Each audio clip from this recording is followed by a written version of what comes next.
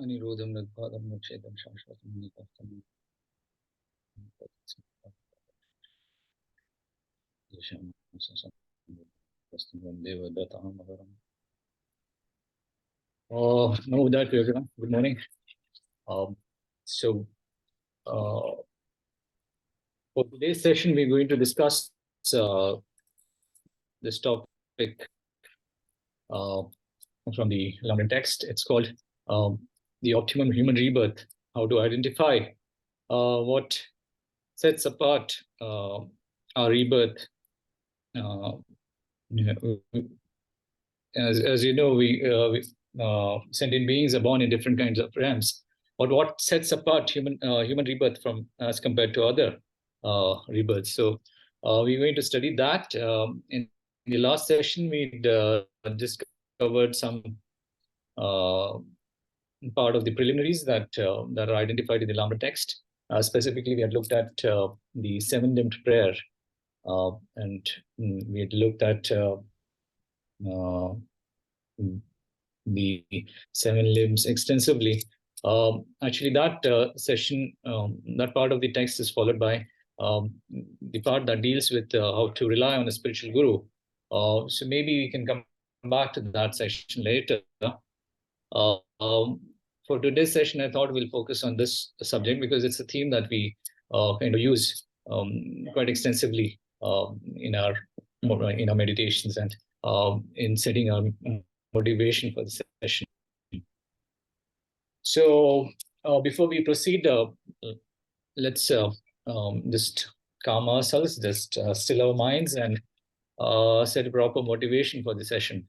So make yourself comfortable in your seats. If you're sitting in a chair, then just make sure that your back is erect, shoulders are straight, arms relaxed, um, left palm resting, right palms resting in the left palm, and the tips of the thumbs touching each other. And if you're sitting cross-legged, then if possible, you can use the full lotus posture, or you could just use regular sukhasana. Um, and maybe you can keep your eyes closed, um, your chin tucked in, slightly tucked inwards, and the tip of your tongue resting against the upper row of teeth, just behind the upper row of teeth. And just calm your minds and just ignore the chatter in your mind for the moment and bring the focus of your mind to the session, to the topic that we're going to discuss for our session today. We'll do a short observing breath meditation and then follow it up with setting a motivation for this session. So just calm your minds and bring the focus of your mind to the area between the tip of your nose and the upper lip, and just observe the sensations there.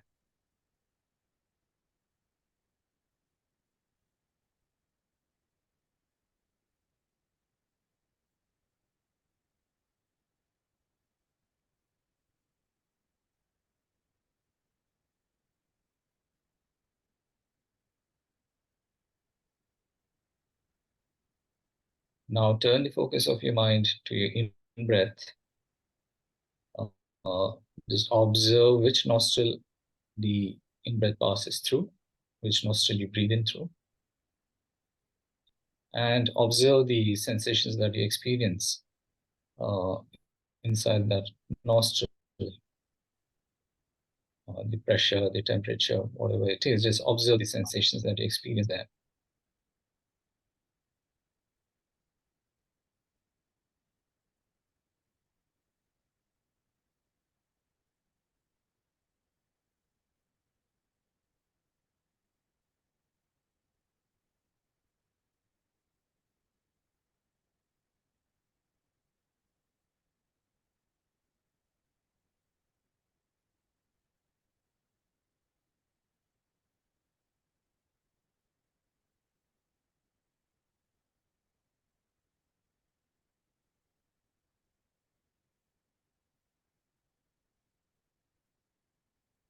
also observe the movement of your chest and the abdomen as you breathe in.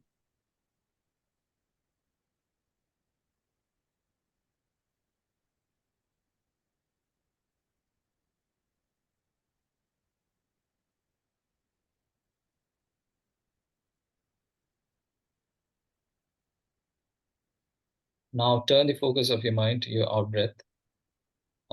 Observe which nostril the out breath passes through, and observe the sensations you experience in that nostril.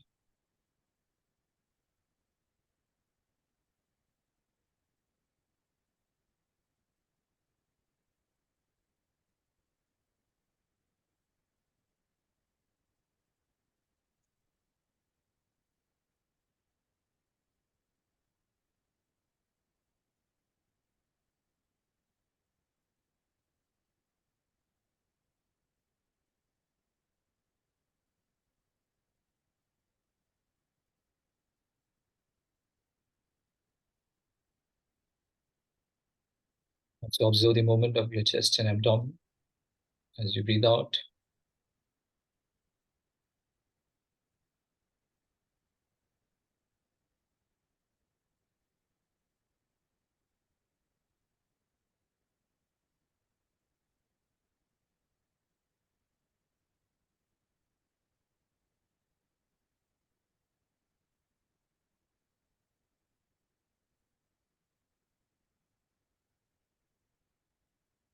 Now just bring the focus back to the in-breath.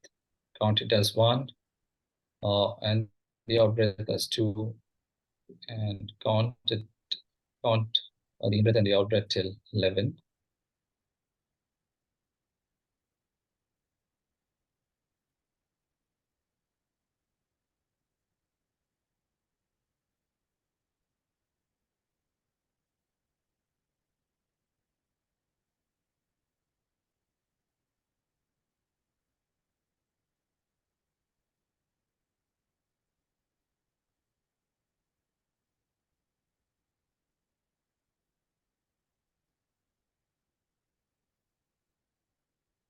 Now with your minds sufficiently focused, think about the uh, human form that we've been blessed with in this lifetime, in this rebirth. We have obtained it. We attained this um, fortunate state of a human rebirth through the positive karma that we had accumulated in the past. So think about the human rebirth and just think about the various favorable conditions that characterize our present rebirth. The fact that we are free from any kind of major illnesses, the fact that we have sufficient, adequate intelligence to analyze things, the fact that we're born in a place which is not uh, n- which does not have too much conflict. The fact that we are born in a place where the Buddha has visited and the Dharma is still alive and is being practiced uh, by the Buddha's disciples. Uh, so think about all these various favorable conditions that we've been blessed with.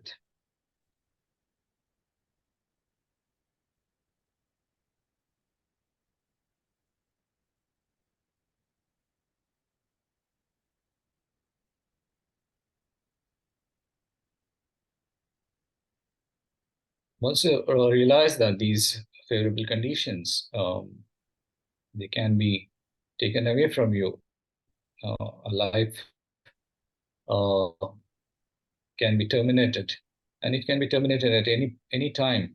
The time of death is not certain. It could happen any time. It could happen even this very moment, maybe uh, tonight or uh, day tomorrow or day after. So the time of death is uncertain, and at the time of death, we'll be separated from these favorable conditions, and there's no certainty that in the next lifetime we'll be blessed with similar favorable conditions. It's more likely that we're reborn in one of the lower realms, either in the animal or the hungry ghost or the hell realm. And we'll have to undergo a lot of suffering that characterizes those three lower realms. Ask yourself if you're willing to uh, experience that kind of torment, that kind of suffering. It's possible that in the next rebirth, we're reborn in the higher realms of either the devas or as a human, the fortunate realm of either the devas or the humans.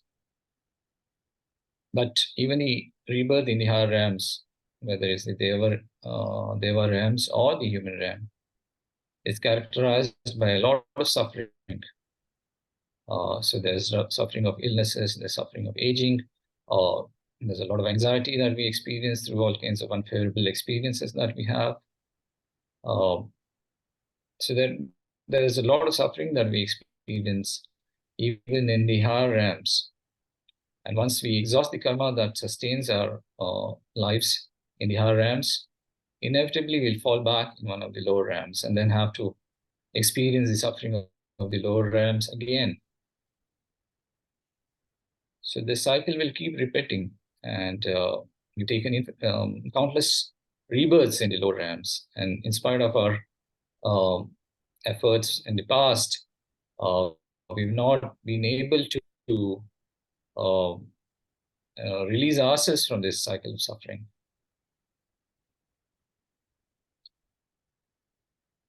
So remind yourself that in this lifetime, we're born with this perfect human form, and we also have the ability to discriminate and analyze different kinds of phenomena. We can study the nature of our existence, and we know that it is in the nature of suffering. And we also know that there's a path that can lead us out of the suffering, that can lead us to a state of liberation. So we should work for this liberation, make the best use of the resources that are available to us to work towards liberation. But working for individual liberation by itself, again, is not a good enough goal. It's not an adequate goal. Uh, there are a lot of our friends, our relatives, our dear ones, family members would still be left behind in samsara. Uh, so the rest of the sentient kind would still be uh, wandering through this cycle of samsara, cycle of suffering in samsara.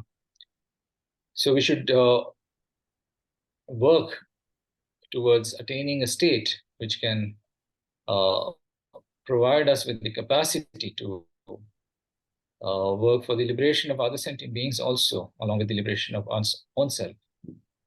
So that state that can provide us with this kind of capacity is the state of a completely enlightened Buddha. So we should all aspire for that state of complete omniscience, complete enlightenment, complete Buddhahood, so that we have the capacity to then help other sentient beings in a much more meaningful way and lead them towards liberation and omniscience. So in order for us to progress on this path towards complete enlightenment, complete Buddhahood, we need guidance and assistance. And the best guidance and assistance can come from the three jewels of refuge, the Buddha, the Dharma, and the Sangha. So let us all take refuge in the three jewels, the Buddha, Dharma, and the Sangha. And also pray for us to succeed in the spiritual pursuit that could lead to the state of complete enlightenment. So I'll just chant a couple of verses to reinforce this commitment to enlightenment, complete enlightenment.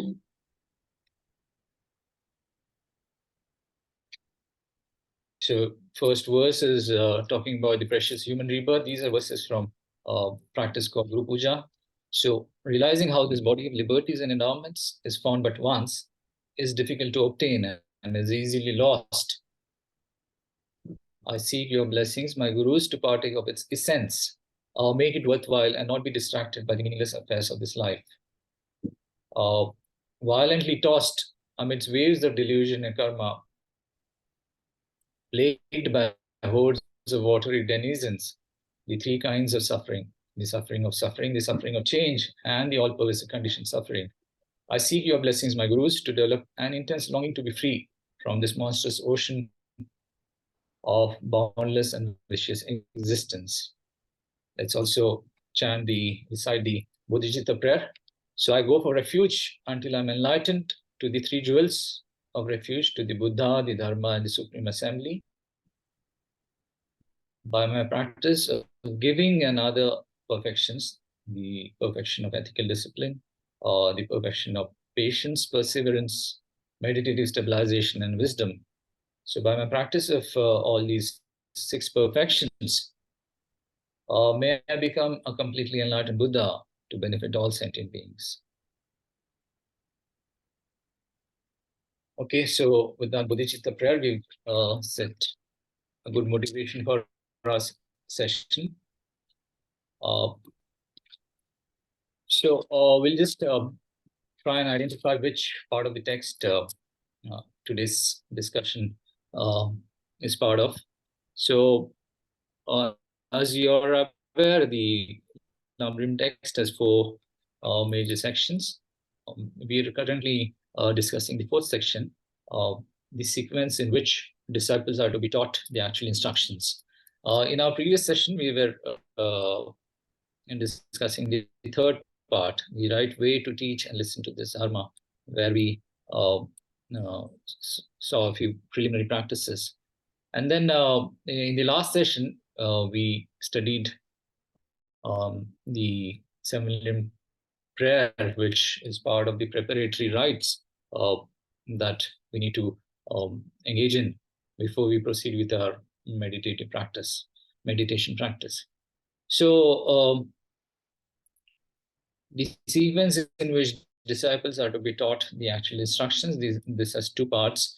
The first part, the root of the path, Guru devotion, and that has 2 sections to it: what to do in your meditation sessions, and that has 3 parts to it: the preparatory rites, how to pursue the main part of the session, and what to do at the end of the session. So the preparatory rites we had seen, and as part of the preparatory rites is the 7 prayer. So we had discussed the 7 prayer extensively in our previous 2 sessions. So right now, we will be discussing the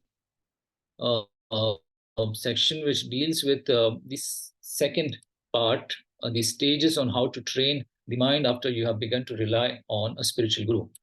So before that, as I said, the text deals, the text addresses this part where you study the advantages of relying on a spiritual guide, the disadvantages of not relying on a spiritual guide, and how to devote yourself to a spiritual guide through thought and through deeds.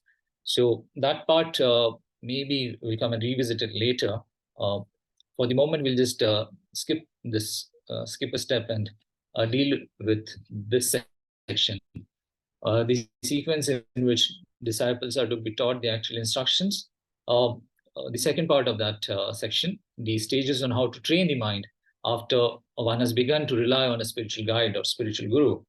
And within that, there are 2 parts: how to take the stimulus, what is the stimulus to take the essence from our optimum human rebirth, and how to extract that essence.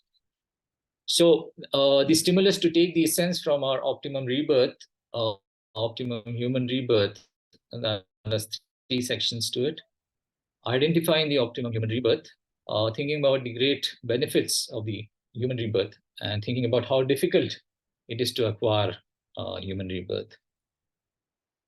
So the first part identifying the optimum human rebirth has two sections to it. It talks about the various kinds of freedoms and the endowments that characterize human rebirth. So what are these 8 freedoms and what are these 10 endowments? So this chart here, this table here highlights all the freedoms and the endowments. So the 8 freedoms actually talk about the 4 freedoms that we have from unfavorable conditions as non-humans. The sentient beings who are born in the non-human realms, they experience a lot of suffering and unfavorable conditions. So as humans, we are free from those unfavorable states. And then we are also free from the unfavorable conditions that characterize our human existence. So what are these unfavorable states and unfavorable conditions? We'll just explore this in a little more detail. They're just listed here. And then the 10 endowments also has 2 parts to it. There are 5 endowments that pertain to our own self. And there are 5 endowments in relation to others. So 8 freedoms, the first part of the section on identifying the optimum human rebirth talks about freedoms. So what exactly does freedom mean? Freedom from what? So specifically, we are talking about 8 unfavorable conditions that that one would experience either in the human realm or in the non-human realms. And these are unfavorable because they are devoid of a specific kind of leisure. So what is that leisure that we're talking about? These states, these existences are devoid of leisure that would enable us, that would provide us with space and resources and the time to act in a manner that creates merit through acts of virtuosity. So, because of this reason, the states of existences in the non-human realm and also in the human realm, they can be described as being devoid of leisure. And our present existence, our present state of existence is free from these unfavorable conditions. So our existence is free from the 4 unfavorable states as non-humans, and it's also free from the 4 unfavorable states as humans. So what are the 4 unfavorable states as non-humans?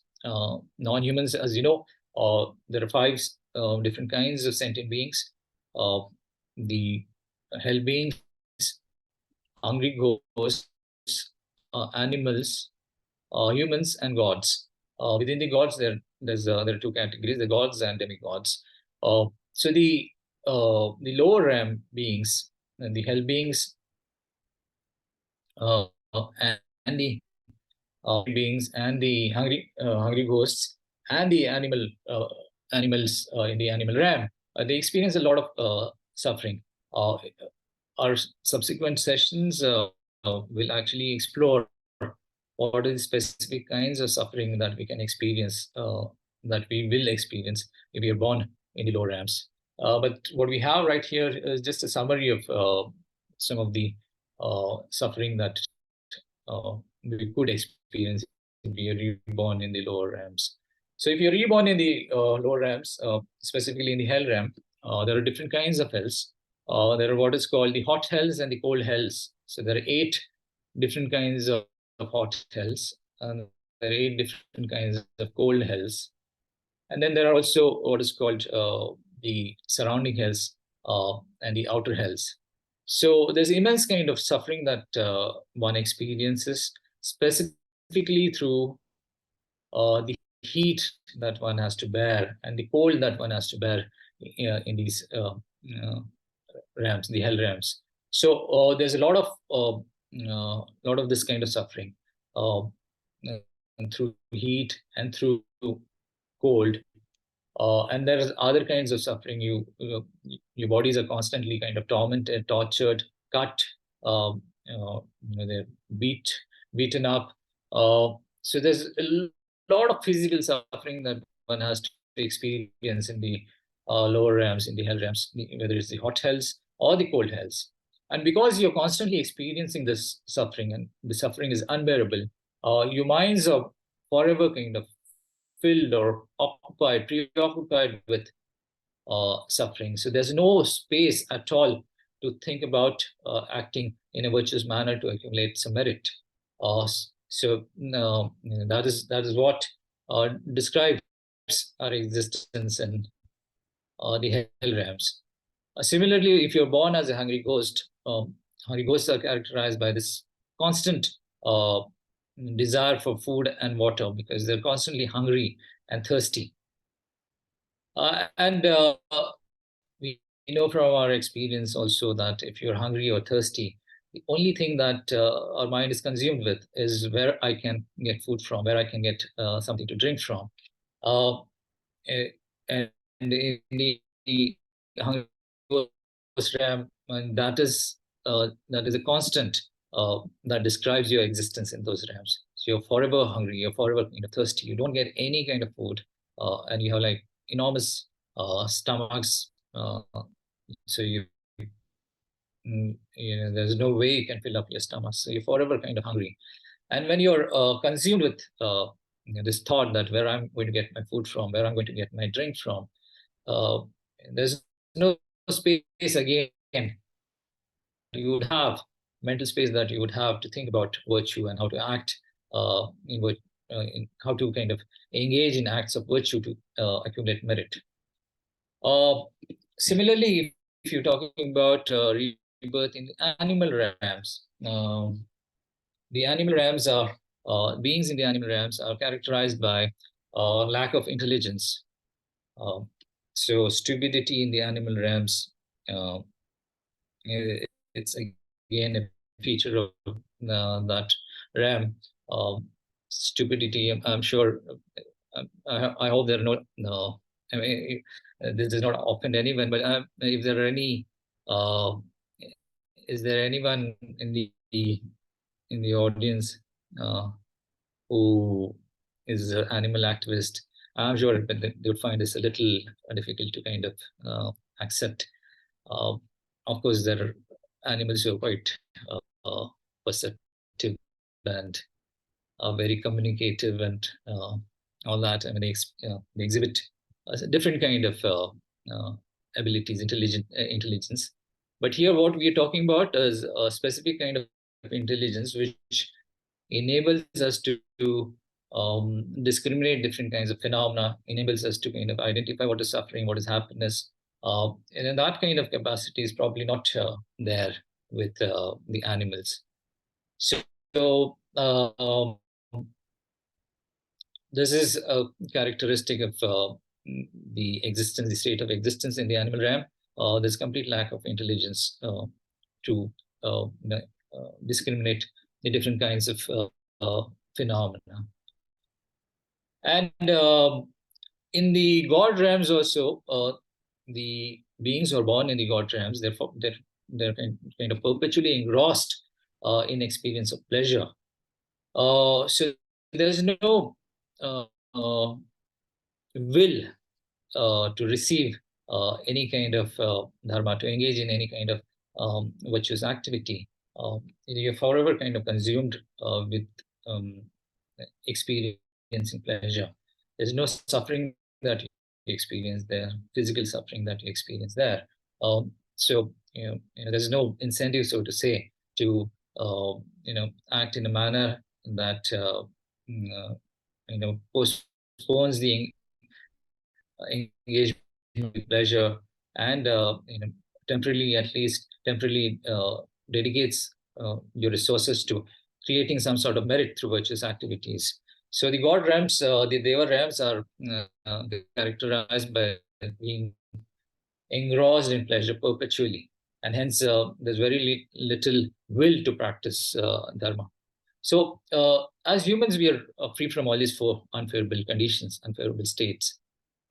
We are not tormented. We do have physical suffering, but our suffering is not unbearable. It's not nothing compared to what beings in the hell realms experience. We are not tormented by hunger and thirst. most of us have adequate resources to ensure that we get our nutrition requirements fulfilled. And all of us have adequate intelligence, which is sufficient to engage with dharma and engage in analysis of the dharma concepts. And as I said, because we are born in the human realm. There is suffering as well as happiness, and our experience of suffering keeps us on our toes, and reminds us that if you're not careful, then those experiences of suffering can be more frequent and more painful. And hence, there's some incentive for us to engage in dharma to ensure that we do not experience suffering. As humans, we are free from these four unfavorable states. And then we also have unfavorable conditions, even as humans. Not everybody is fortunate to uh, be to have the space and the time and the resources to engage in spiritual studies. There are different there are places on this planet in our realm which are quite remote uh, and devoid of dharma. So by remote or outlying, what is being referred to is essentially being devoid of dharma. And the dharma we are talking about specifically here is the dharma that the Buddha taught. So if the place is free or devoid of the four types of the Buddha's followers, ordained monks and nuns, and the lay upasakas and upasikas, then that region will be deemed to be remote or outlying and devoid of dharma. So we know that a lot of us, a lot of the humankind, are actually they do not they stay in areas which are devoid of dharma. They stay in regions which are devoid of dharma.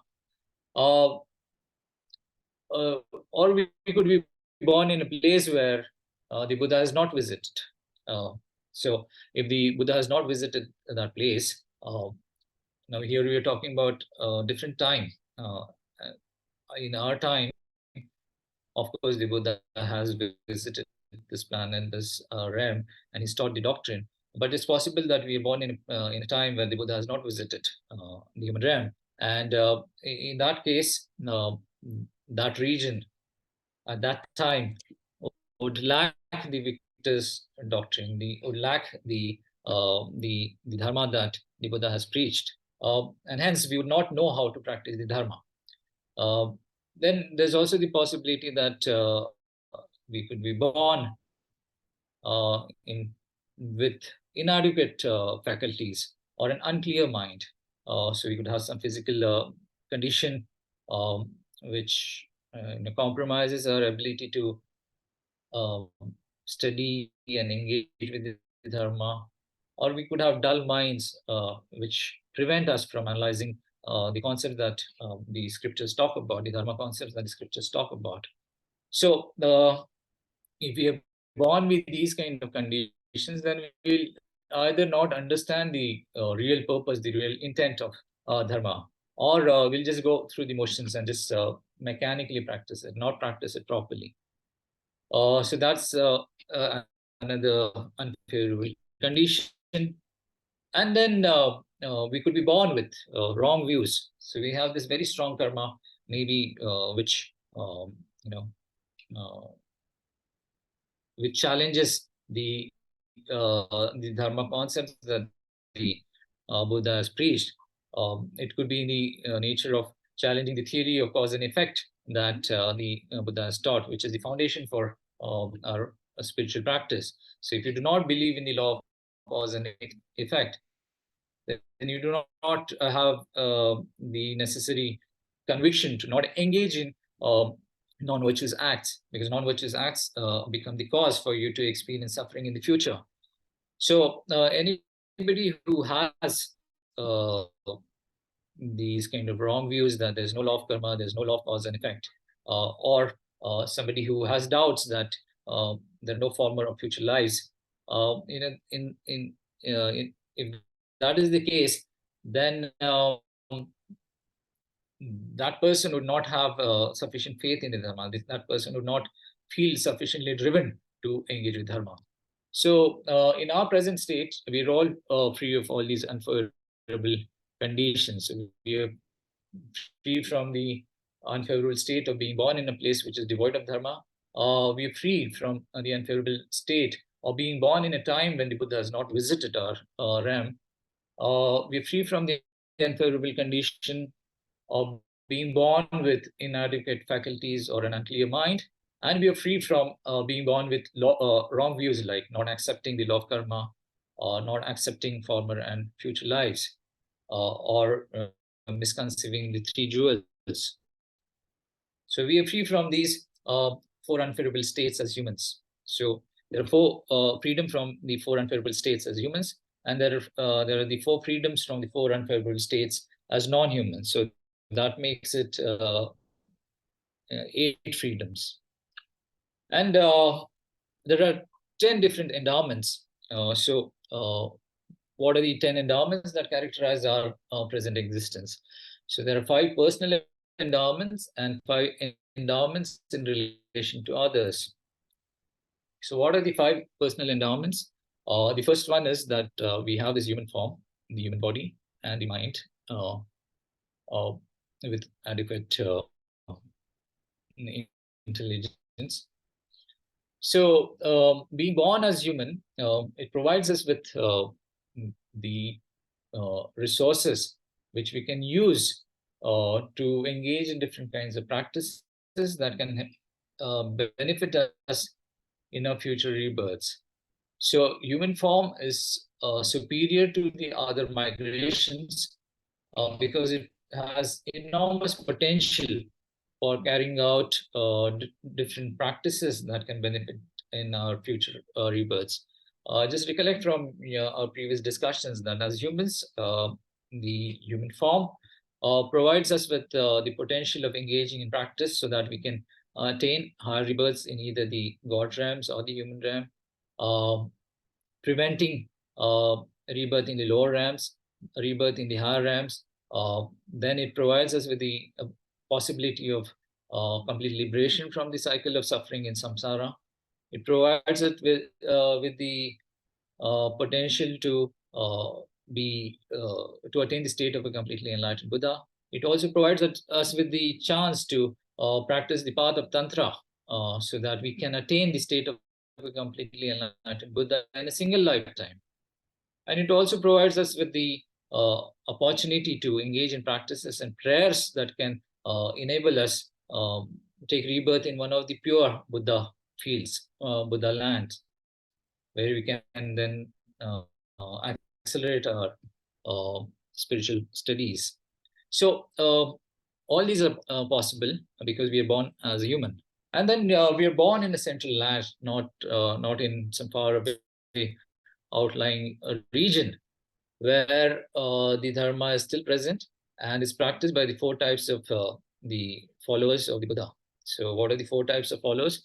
There are the ordained class and the monks and nuns, and then the lay class, which is the upasaks and the upasikas. So lay male disciples and the lay female disciples.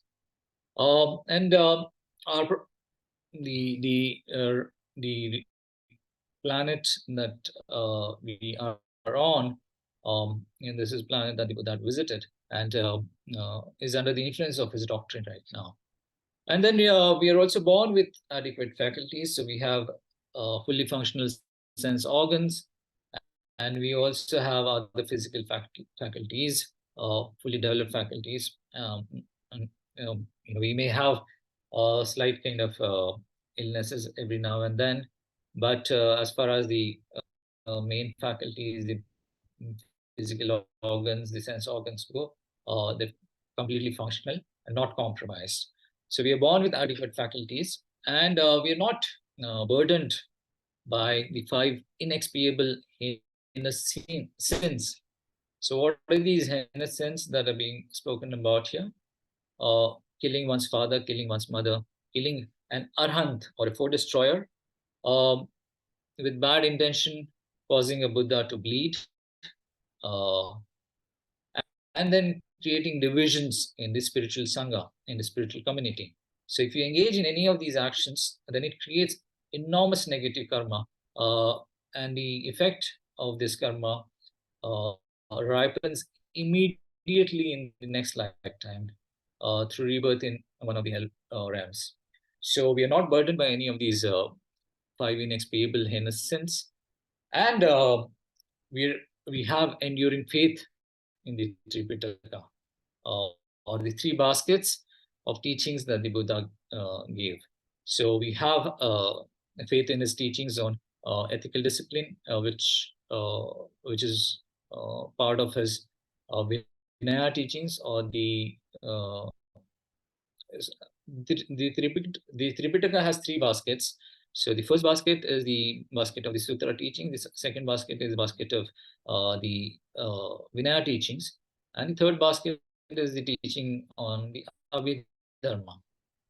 So we have faith in the Tripitaka, which means that we have faith in the Vinaya basket also, and which implies that we have faith in the teachings on Shila or ethical discipline that the Buddha preached. The practice of Shila or ethical discipline is the foundation of our spiritual practice. So any kind of mundane or supramundane goals or qualities that we are targeting, those can be attained only on the foundation, only with the foundation of a perfect ethical practice of ethical discipline. So these are the five personal endowments that we have. We are born as a human. We're born in a central land where the dharma is practiced by the four types of followers. Born with adequate faculties, not perverted by the five heinous sins, and we have enduring faith in the Tripitaka, or the three baskets. And then we are also endowed with these five endowments which pertain to others. So we are born in a place, in a world, which has been visited by the Buddha. So Shakyamuni Buddha, before he attained the state of a completely enlightened Buddha, he was a bodhisattva, and through a period of several eons, he accumulated wisdom and merit, which is required to attain the state of a completely enlightened Buddha. So a bodhisattva accumulated the collection of merit and wisdom for a period of three periods of countless eons, and then attained the state of a completely enlightened, perfect Buddha. And this Buddha has visited our world. Shakyamuni Buddha has visited our world. And not just that, when the Buddha attained enlightenment, they said that he actually, the first sermon that he gave was after a period of 49 days. And during that period of 49 days, he sat in meditation. Initially, he had doubt about how he's going to share the insights that he had through his enlightenment. And it's on the appeals of the pleas of devas like Brahma and Indra. They came to him and said that you should teach whatever insights that you have obtained to the people on this planet, in this world. They pleaded with him because initially the Buddha had doubts, and then the Buddha sat in meditation, and he figured out what would be the best way, the best approaches that he could use to share his insights with people in this world. So the Buddha then started imparting the teachings, and he continued doing that. He attained the state, he did that for a period of almost 45 years, where he turned the Dharma wheel. He had the first turning of the Dharma wheel starting at a place called Sarnath, Varanasi. That was 49 days after his enlightenment. Then he turned the second turning of the wheel of Dharma, where he taught the Prajna Paramita Sutras. And then he also turned the third turning of the wheel of Dharma. So the Buddha, through this period of 45 years, he imparted various kinds of teachings. It said that he gave 84,000 different Dharma instructions. And these instructions are then codified, categorized in the three baskets: the Vinaya body of teaching, the Sutra body of teachings, and the Abhidharma body of teachings. So the Buddha has taught the Dharma in this world, and these teachings remain in an undegenerated state. So they did not degenerate. So there are different explanations of what this implies. Uh, One explanation is that it did not degenerate during the time that he started, during the period when he started teaching and when he attained nirvana. During that interim time period, the teachings remained in an undegenerated state. And then there's an alternative explanation that the Buddha's doctrine will abide in our world for a period of 5,000 years, gradually kind of you know losing its influence. After a period of 5,000 years, it would completely disappear from our world. So the Buddha's teachings survive in our world through the sutras and the tantras that he taught, and we have access to these teachings. So the teachings remain in an undegenerated state, and the teachings are followed. The teachings are not just accessible to us; they survive, but these are also actively kind of followed and practiced. And we know amidst us also, there are people who advance sufficiently in the practice of the Dharma, and they have attained states, uh, specifically the four states of stream enterer, once returner, never returner, or an arhant. So a stream enterer is actually a person who's advanced his spiritual practice and entered the state where his progress is irreversible. And after a certain period of time, he's ensured that he will attain the state of a foe destroyer, or an arhant. Uh, and then there's this practitioners who attain the state of once returner, which means that he will take at the most one more lifetime. He'll come back in this world for one more life, and then he'll attain the state of a complete liberation. He'll attain the state of an arhant.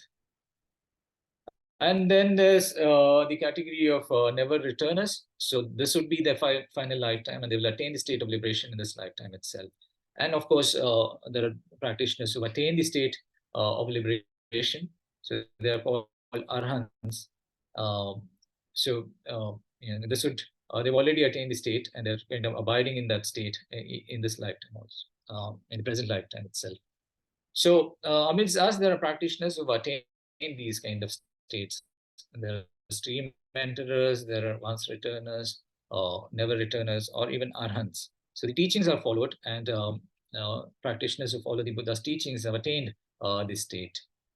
So there are also individuals amidst us who follow the teachings, who practice the teachings very sincerely, and they've advanced their spiritual training and practice. And then they share those teachings with others according to whatever insights and knowledge that they have gained. So that is the fourth endowment that we have. And then we also we also live amidst people who are extremely generous and ensure that the Dharma is accessible to as many people as possible. So there are lots of benefactors who carry out acts of charity. And the best charity, or the best form of generosity, is to engage in acts of giving of Dharma. So there are people like that who practicing that kind of generosity amidst us. And because of their kindness and their generosity, we have this opportunity to engage with Dharma. So these are the five endowments that pertain to others. And we have all these five endowments. So there are the five personal endowments and the five endowments in relation to others. So there are the 10 endowments that we have at the moment. So with these 8 freedoms and the 10 endowments, what benefits can we experience? So there are the benefits that one could experience through these through the human rebirth, which is characterized by the freedoms and the 10 endowments in the short term, and also benefits that we can experience in the long term. So, what are the short-term benefits? Um, so, let's say a person is spiritually inclined to the goal of just attaining a higher rebirth as Deva in the desire realm. In that case, the substantial cause, the essential cause to attain a higher rebirth in the Deva realm, in the Deva realm within the desire realm, as a Deva in the desire realm, the substantial cause is the practice of pure ethics. And it's because we have this form, it's possible for us to engage in the practice of pure ethics. In the other realms, for example, in the animal realm, we find that there's a lot of violence where mm, the mightier animals prey on the weaker animals. So because of that, they can't engage in the practice of refraining from taking others' lives. Whereas because of the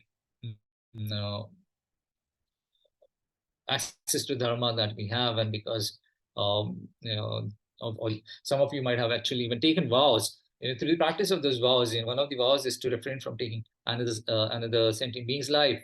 If you abide in those vows, we can advance our practice of pure ethics, and through that practice, we can attain the state of higher ram beings like a deva in the desire ram. So that is possible if you because of the fact that we have this human form, human rebirth. If somebody aspires for abundant resources in a higher rebirth, the essential cause for us to be blessed with abundant resources is the practice of generosity. Again, it's something that is possible because we are born in the human realm. We can engage in acts of generosity, acts of giving material things, acts of giving fearlessness, and acts of giving the dharma. So the best form of generosity, as I said, is the act of giving dharma. Again, it maybe is not possible in the lower realms.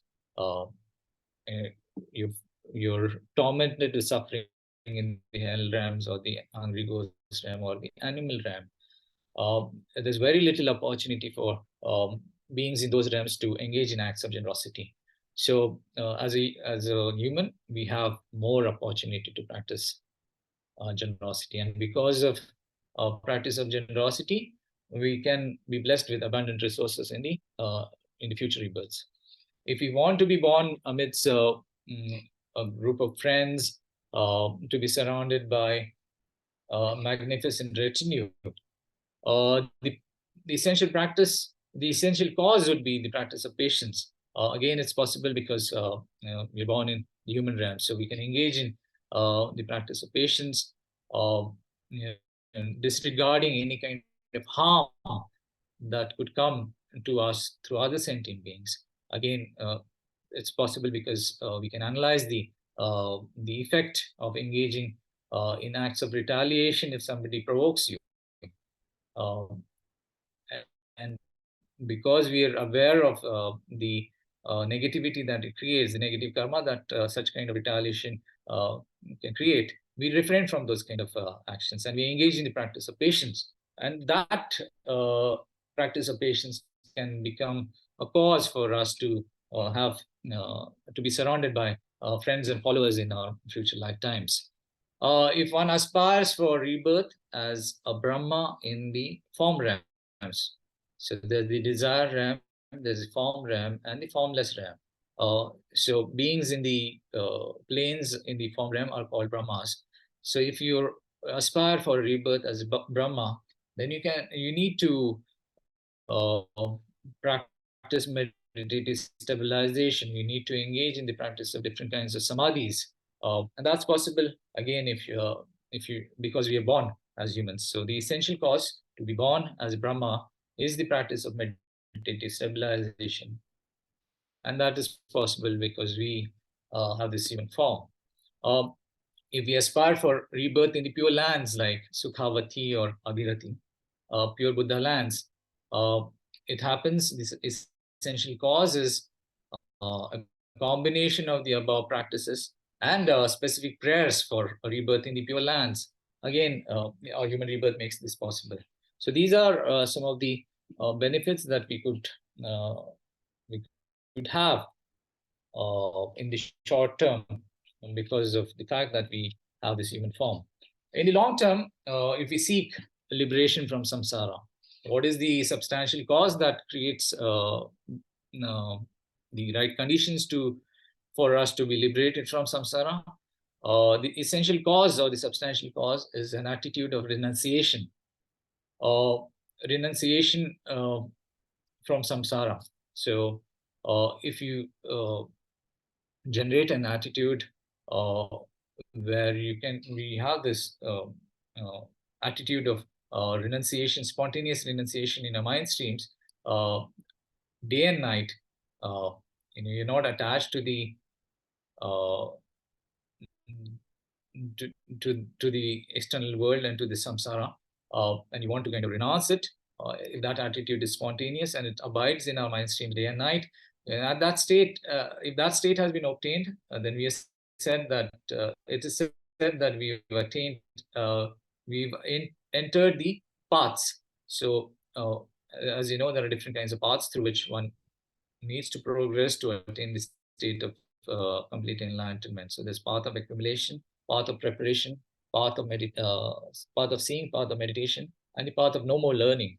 So if you attain the state of you cultivated spontaneous renunciation, then you attained the path of accumulation, and then you progress on the path, progress through these 5 different paths, and attain the state of liberation from samsara.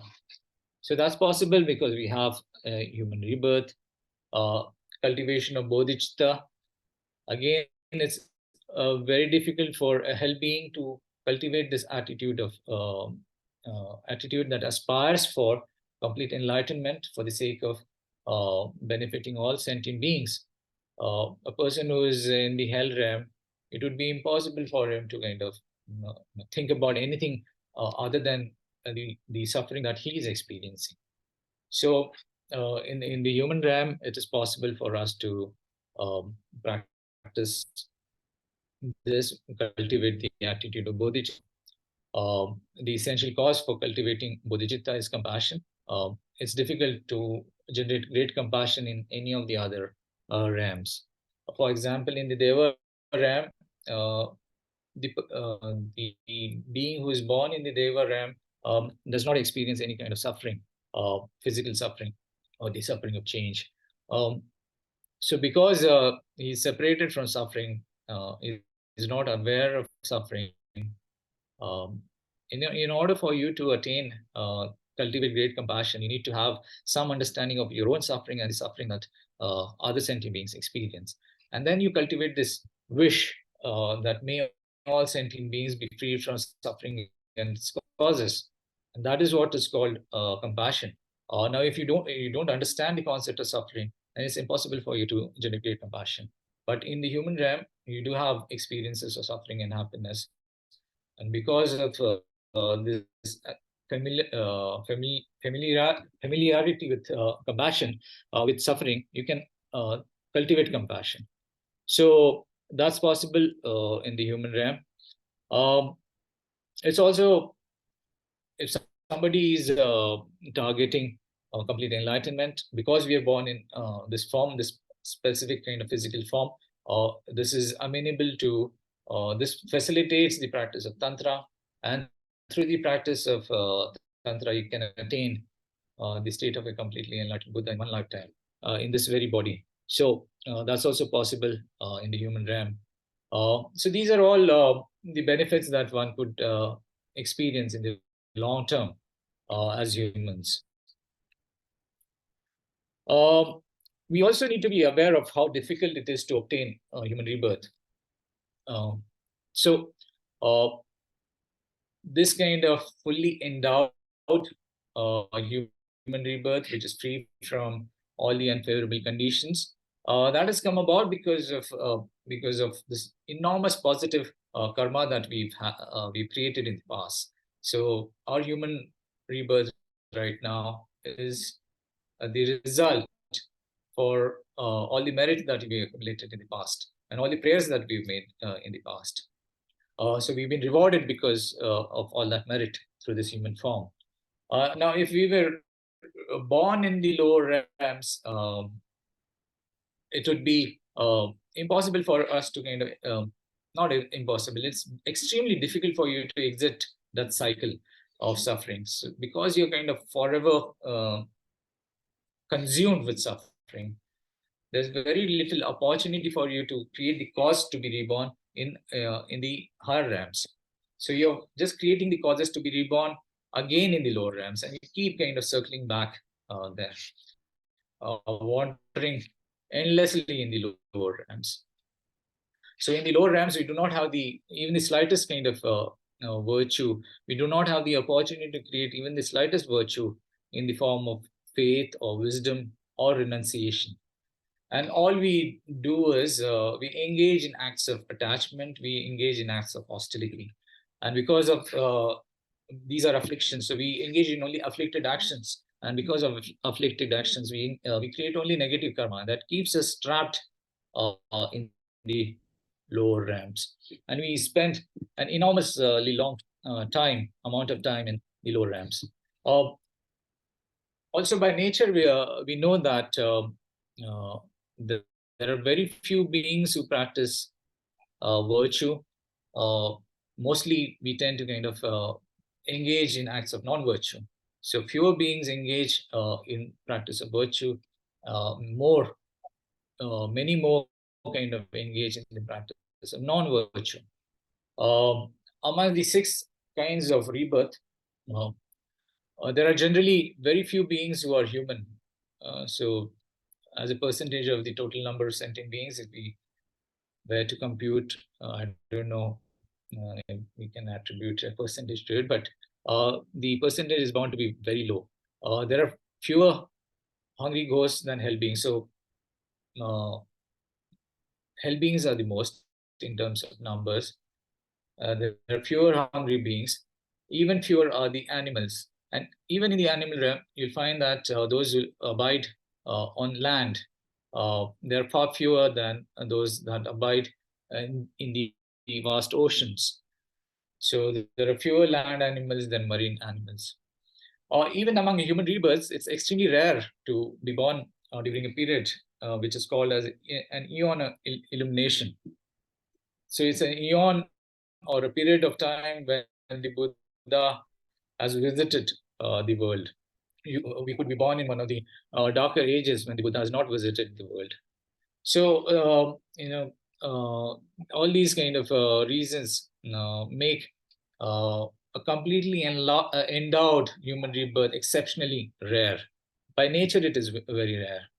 And the Buddha has also explained through an analogy in his sutras to explain how rare human rebirth is.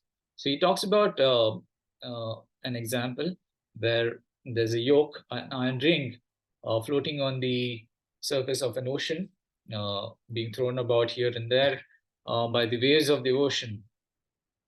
And there's a blind turtle which surfaces only once in 100 years. So what would be the probability of the blind turtle poking its head through the small ring on the surface of the vast oceans? It's extremely improbable. So the Buddha said that human rebirth is even more improbable than this kind of event. So in this example, if you extend this example, you understand the correlation. The ocean is the samsaric state that we abide in, the samsara that we are part of. We are the turtle, and the blindness is the ignorance that characterizes our existence, ignorance that keeps us trapped in samsara. The yoke is the Buddha's teachings. So the probability of us engaging with the Buddha's teaching is rarer than the probability of the turtle being able to poke its head through the yoke. So in the Bodhicharya Avatara, the text by Shantideva, Shantideva observes that the Buddha has said, Ata eva Bhagwan Manusham Ati Durlabham Maha Arnava Yuga Chidra Kurmagriva Arpanopamam. Or in English it says, for these very reasons, the Buddha said that hard as it is for the turtle to insert its neck into a yoke adrift upon the vast ocean, it is extremely hard to attain the human state. So the ocean is the samsara, the waves of the ocean throw about the yoke here and there, and that is the waves of on the ocean are similar to the forces of karma and delusion or afflictions that characterize our existence. So they throw about the yoke here and there.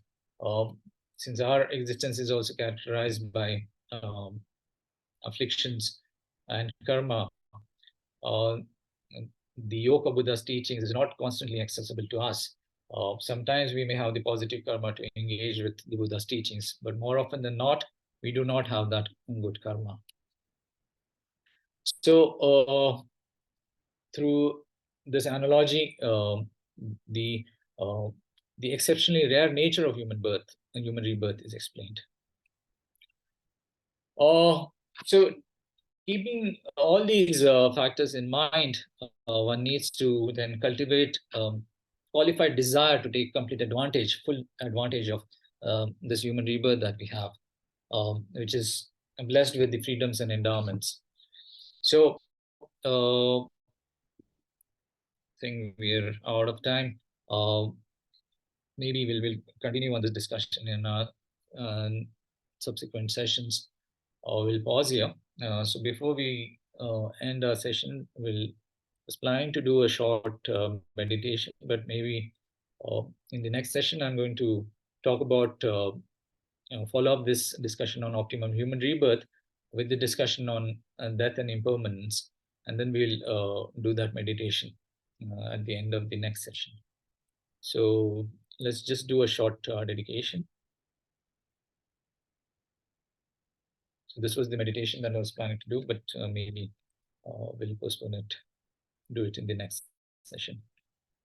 So just relax in your seats again and just calm your minds, just close your eyes and just recollect the discussion that we've had today on the optimum human rebirth, uh, the 8 freedoms and the 10 endowments that characterize our existence as humans. And think about the various benefits that we can experience in the short term and in the long run because of this fully endowed uh, and free from unfavorable conditions human existence that we have. So just recollect that discussion.